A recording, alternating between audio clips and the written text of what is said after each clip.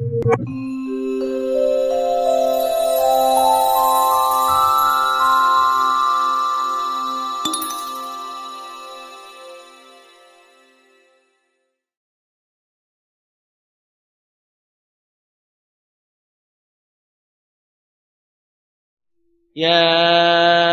أيها الذين آمنوا كتب عليكم الصيام كما كتب على الذين من قبلكم لعلكم تتقون.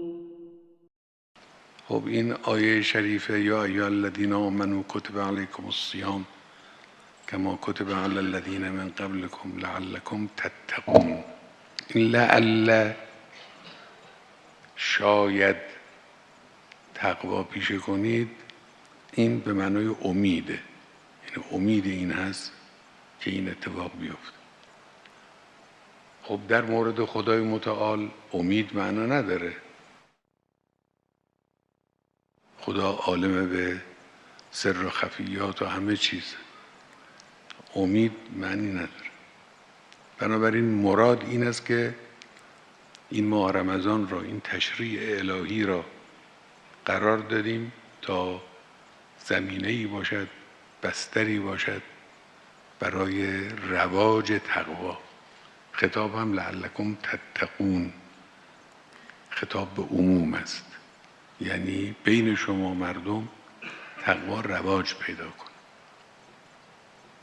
ماه رمضان بنابراین ماه رواج تقواست. تقوا یعنی چه؟ تقوا اونطوری که در ترجمه ها رایج شده درست هم هست، یعنی پروا کردن.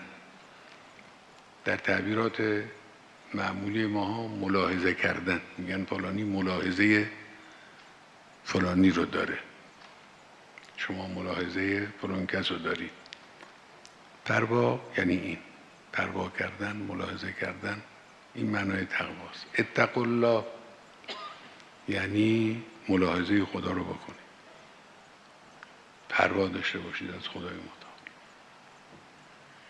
یک خط مستقیمی به شما نشان داده است در این حرکت عظیم حیات بشری که محفوف به مشکلات، مثل زمینی که فرض کنید این گوشه اون گوشش مین وجود داره در زمین، یه راهی رو باز میکنن، یعنی این راه سلامت، راه امنیت، از اینجا برید، صراط مستقیم اینه. ملاحظه خدا، اتقوا الله یعنی حواستون باشه از این راه منحرف نشید، کج و راست نشید، گرفتار خواهید شد، مشکل براتون درست میشه. اگر از این راه رفتید اون وقت نتایج خوبی به دست شما خواهد رسید. اون نتایج را هم خدا در قرآن مکرر در آیات متعدد قرآنی بیان کرده. لعلکم ترحمون، اتقوا الله لعلکم ترحمون، رحمت الهی. لعلکم تفلحون، فلاح، فلاح یعنی رستگاری. اگر تقوا بود رستگاری برای انسان پیش میاد. لعلکم تهتدون، در بعضی از آیات هست تقوا موجب هدایت. وقتی تقوا پیشه کردید مشکلات، کوره راه ها از جلو شما عقب خواهد رفت، راه درست برای شما روشن خواهد شد.